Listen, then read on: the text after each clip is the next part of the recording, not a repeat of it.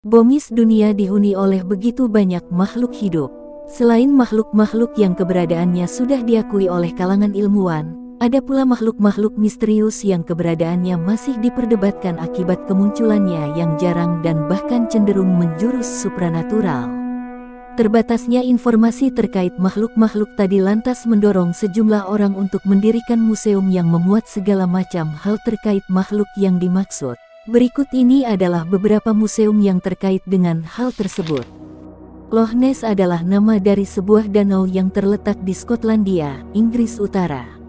Di danau itulah, konon terdapat monster air raksasa yang bernama Loch Ness Monster. Karena nama tersebut terlalu panjang, orang biasa menjuluki Loch Ness Monster dengan nama singkat Nessie. Nessie umumnya digambarkan menyerupai dinosaurus plesiosaurus yang berleher panjang dan berkaki sirip. Misteri keberadaan Nessie sekaligus menjadi salah satu penyebab mengapa Loch Ness banyak dikunjungi oleh wisatawan dari dalam dan luar Inggris. Informasi mengenai monster penghuni Loch Ness sendiri sudah diketahui sejak abad ke-6 SM. Namun baru pada sejak abad ke-20, orang-orang mulai menaruh ketertarikan serius mengenai ada tidaknya monster yang menghuni Loch Ness. Salah satu orang pertama di era modern yang menjadi saksi penampakan Loch Ness Monster adalah warga lokal yang bernama George Spitzer. Menurut pengakuannya, ia dan istrinya mengaku pernah menjumpai makhluk menyerupai naga atau makhluk prasejarah di danau tersebut. Sejak itulah, klaim dan laporan mengenai penampakan Loch Ness Monster semakin banyak bermunculan. Tidak sedikit pula yang merilis hoaks berunsur Nessie untuk tujuan iseng atau mencari popularitas. Seolah ingin menunggangi popularitas yang dibawa oleh Loch Ness Monster, sebuah museum yang terletak tidak jauh dari Loch Ness pun didirikan untuk mendokumentasikan segala hal mengenai Nessie.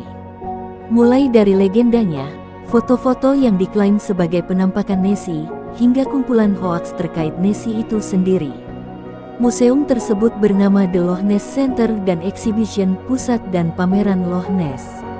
Selain memamerkan hal-hal bertema Nessie, museum ini juga menjual cendera mata dan informasi mengenai kegiatan wisata yang mengambil tempat di danau. Museum Mothman, Amerika Serikat. Mothman, manusia ngengat, adalah sejenis kriptid atau makhluk misterius yang digambarkan memiliki sosok menyerupai manusia dengan sayap raksasa. Laporan kesaksian mengenai Mothman pertama kali muncul di Point Pleasant, negara bagian West Virginia. Mothman juga kerap dipandang sebagai pertanda akan musibah. Jika Mothman sampai menampakkan diri di suatu tempat, maka peristiwa bencana diyakini akan segera terjadi di lokasi tersebut. Pada tahun 1967 misalnya, terjadi peristiwa jembatan runtuh tidak lama setelah warga setempat mengaku melihat sosok Mothman. Tahun 1975, John Keel merilis buku berjudul The Mothman Prophecies.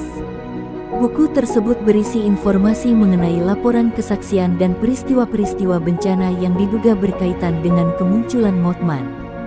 Berkat kemunculan buku tersebut, semakin banyak orang yang tahu dan penasaran akan sosok Mothman. Sejak klaim mengenai kemunculan perdananya, Mothman kini menjadi semacam maskot bagi Point Pleasant. Sampai-sampai penduduk setempat menggelar festival perayaan Mothman dan mendirikan patung yang terinspirasi dari sosok Mothman. Tidak jauh dari lokasi patung tersebut, terdapat museum yang memuat segala hal mengenai Mothman. Museum tersebut bernama Mothman Museum. Di dalamnya, pengunjung bisa menemukan hal-hal seperti catatan kesaksian mengenai Mothman, dokumenter bertema Mothman, serta benda-benda yang digunakan dalam film The Mothman Prophecies, film yang terinspirasi dari buku karangan John Keel. Museum Peri, Amerika Serikat. Peri Fairy adalah makhluk terbang kecil yang kerap muncul dalam cerita dan legenda negara-negara barat. Selain ditampilkan sebagai sosok yang lucu dan cantik, misalnya seperti yang muncul dalam dongeng Peter Pan, ada pula sosok peri yang digambarkan bakal membawa nasib buruk bagi manusia. Beragamnya pandangan manusia mengenai peri tidak lepas dari fakta bahwa di legenda-legenda yang menjadi asal-muasalnya, peri memang ditampilkan terdiri dari berbagai macam jenis.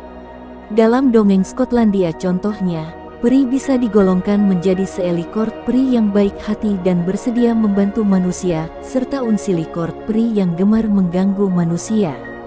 Beragamnya informasi mengenai peri lantas memunculkan ide untuk mendirikan museum yang memuat segala macam informasi mengenai peri. The Fairy Museum yang terletak di negara bagian California, Amerika Serikat, adalah nama dari tempat tersebut. Di dalam museum ini, pengunjung bakal menjumpai aneka macam benda yang konon digunakan oleh peri dan gnome sejenis kurcaci. Museum ini juga menjual benda-benda bertema peri, misalnya kalung, tongkat sihir, hingga botol berisi debu berkilauan. Museum Vampir, Perancis. Siapa yang tidak tahu vampir? Saking terkenalnya sosok ini, setiap kali orang mendengar hal soal manusia penghisap darah, maka orang seketika akan membayangkan sosok vampir. Saking terkenalnya sosok vampir, sosok ini sangat sering dimunculkan di film-film bergenre horor.